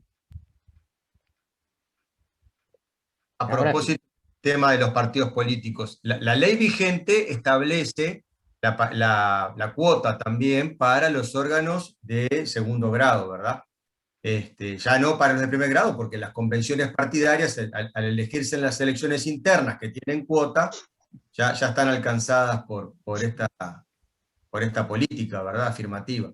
Yo sinceramente creo que desde el año 96 a la fecha, la reforma del 96 significó un avance muy importante en lo que hace a la vida democrática y la institucionalización de los partidos políticos.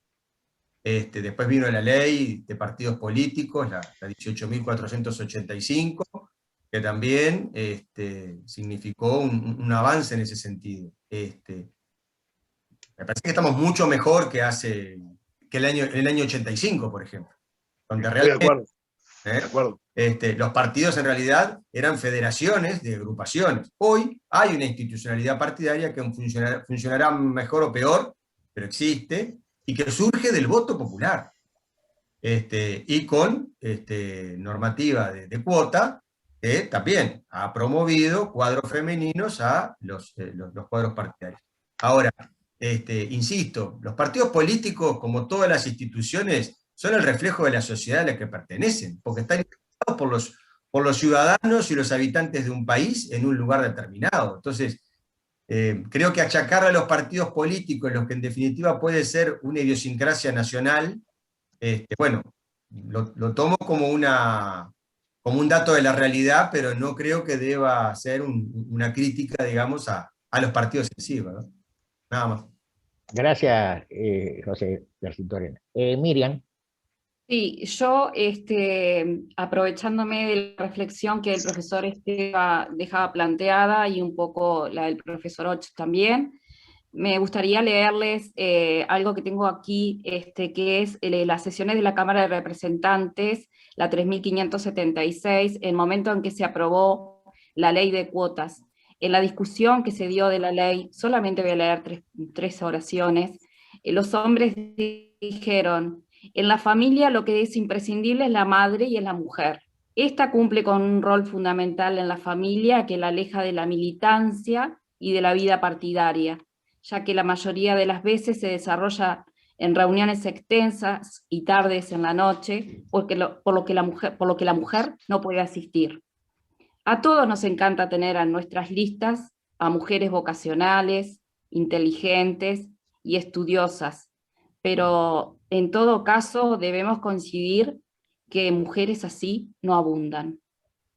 Simplemente dejo la reflexión planteada para que los hombres de este grupo reflexionen en cuanto a este tema que hemos discutido en el día de hoy, que hemos conversado, más que nada, es la palabra más agradable.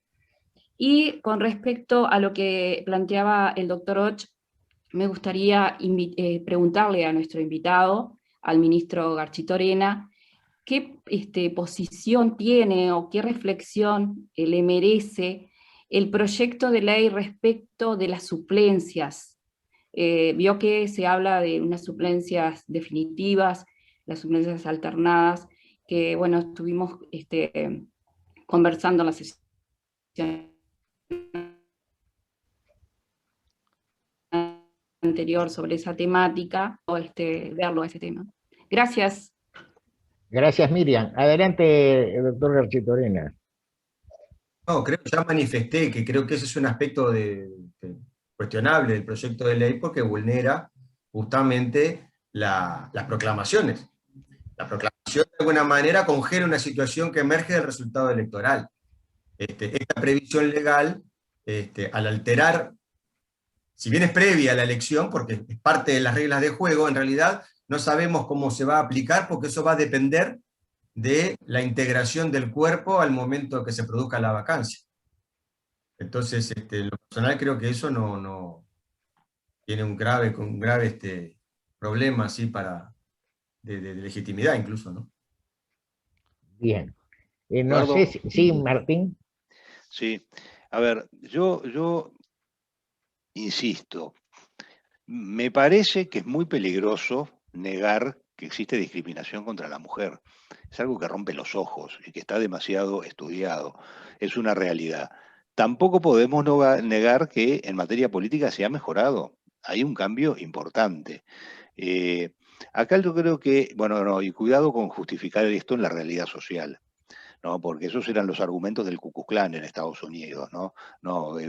Bares para blancos y bares para negros era en beneficio de los negros que se sentían incómodos y estaban con los blancos, ¿no? Cuidado. Si la sociedad es racista, hay que cambiar la sociedad y hay que actuar. No podemos tolerar el racismo porque sea una práctica social, ¿no? No digo que lo haya dicho nadie, pero cuidado con esos argumentos. A mí me parece que la cuestión está en determinar cuáles son las herramientas. Las acciones afirmativas, por sus propias características, tienen un uso limitado, no son muy eficientes, esa es la realidad, hay muchísimos estudios, habrá algún caso en que lo fue, pero no han cambiado la realidad en los Estados Unidos ni en ningún país, ¿verdad? Y después, hay un problema de fondo. ¿Cuál es el objetivo de esta acción afirmativa? ¿Es la paridad? ¿Eso es lo que buscan las mujeres? ¿Paridad, una paridad que puede ser hasta artificial? ¿O competir en igualdad de condiciones? Las acciones afirmativas siempre son en un porcentaje bajo porque se quiere romper del círculo machista o el círculo racial de discriminación racial para poder competir. Pero el asunto es que competir todos en igualdad de condiciones, no puede haber cargos para unos y cargos para otros. Pero cuidado, no neguemos porque nos distraemos que existe discriminación y que la discriminación no la podemos justificar en prácticas culturales que si existen están mal y hay que cambiarlas.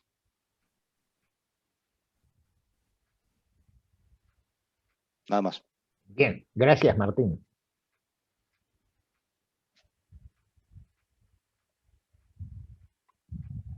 No sé si alguno de los que no hizo uso de la palabra, Maceo, Gianela, Rubano.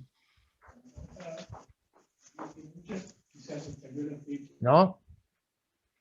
¿Maceo? Muchas gracias, profesor, pero la sesión pasada no pude concurrir y en esta llegué tarde, entonces No importa. no tengo todos los elementos como para Perfecto. emitir una opinión. Perfecto. Cualquier cosa después tiene la grabación, ¿verdad? Muchas gracias, muchas gracias. Bueno, muy bien. Si no hay ninguna otra intervención, además de agradecer, por supuesto, la valiosa participación del doctor José Architorena, que realmente nos ha puesto de relieve algún aspecto que yo no conocía, y por lo menos no lo había razonado en ese sentido, en cuanto al impacto básicamente hacia Montevideo y parcialmente en Canelones del proyecto de ley, que nos dio, por supuesto, esa visión que proporciona el ser ministro de la Corte Electoral y estar en el manejo de estos temas. El agradecimiento entonces a Garchitorena y la invitación para el futuro, cada vez que tratemos este tipo de temas, por supuesto, o cuando él esté interesado en participar. Por otro lado, ¿se acuerdan que nosotros habíamos manejado una posibilidad de hacer alguna consideración del acuerdo de Escazú para el próximo tema? Eso sería breve, pero bueno, no sé si quieren decidir que empezamos con eso unos minutos y luego continuamos con lo que propongan. Recuerdan que yo planteé analizar el acuerdo de Escazú a los efectos de determinar si tiene algún impacto para los temas que nos interesan a nosotros en perspectiva constitucional o si no tiene ninguno. Ese era mi planteo. Porque el acuerdo entró en vigor para Uruguay y bueno, al estar en vigor tenemos que cumplirlo. Acceso a la justicia en temas medioambientales, etcétera, etcétera, etcétera. Y después, bueno, si les parece, por ahora dejamos eso como primer tema para la próxima sesión y quedamos abiertos a adicionar algún otro tema. Tengo a Gianela anotada con la mano levantada. Sí, Gianela. Eduardo. No, se me ocurría que capaz que si hay interés, justo leí que al profesor Zapolinsky lo entrevistaron para Brecha. Capaz que se podría ver el proyecto del Consejo de Laicidad. Bueno, muy bueno, muy bueno. Jaime, ¿tú tienes el texto del reportaje? Tengo el ejemplar de la publicación. Allí me llamó es decir, yo integro por La red de designación laicidad de la UDELAR. seguro, del Consejo de la Facultad de Derecho, hay una red de laicidad con un representante, yo soy el representante de cada facultad, yo soy el representante de la Facultad de Derecho, y aparentemente se contactaron con el Instituto de Derecho Constitucional y le indicaron mi nombre. Tuvimos una conversación muy amena con el periodista. Lo que dicen que yo dije, lo dije efectivamente, pero no dicen todo lo que dije, pero bueno, en fin, no importa, ¿no? Entonces ahí se esboza una especie de como de discrepancia que no es tan profunda, que sí existen algunos aspectos, pero no es del todo fiel, pero con mucho gusto podemos hablar de este tema, ¿no? Ya fue tratado además en la red de laicidad y dijimos algunas cosas, y se va a continuar con esto porque hay la idea de hacer una especie de ciclo o alguna cosa así sobre el tema laicidad, que es un tema que a mí me interesa mucho, ¿no? ¿Tú por casualidad, Gianela, lo tenés escaneado o no? ¿El reportaje? No te escucho. ¿La nota de Brecha? Sí. Sí, la tengo. ¿No me la podés pasar así la hago circular a todos? Sí, cómo no. Bien, quedamos así entonces. Sí, perfecto. Bien. Y nos da el tiempo para todos. Escazú y laicidad y presenta a Zapolinski. Bueno, exacto, correcto. Eso. Escazú me parece que va a ser breve, pero bueno. Y en la segunda parte, y después no sé si va a alcanzar con laicidad, Jaime. Capaz que Bueno, seguimos después, ¿no? No Capaz sé, que la seguimos. el tema es Sí, muy, sí. muy amplio, pero bueno, no sé. Depende del interés. Hay un tema que me parece que es un tema interesante y es la aplicación del artículo 45 de la Constitución, ¿no? Y las acciones de amparo y la subsistencia o la sobrevivencia del Estado, si pasan determinadas cosas. Está bien. Ese es un tema. Bien. Ese también nos gusta. Sí. Nos anotamos, Yanela, ¿no? Ese Ahora con Eduardo estamos abonados. Ahora que sabemos más, tenemos sentencia que no imaginábamos. Bueno, muy bien. Entonces eso ya quedaría, Jaime, para una sesión posterior, ¿no? Sí, claro. Bien, porque va a llevar un buen tiempo también. Naturalmente, reitero, doctor Garchitorena, que lo vamos a seguir invitando, así que usted decide en cada caso si quiere si puede y desea participar. Nuevamente, muchas gracias. Y a todos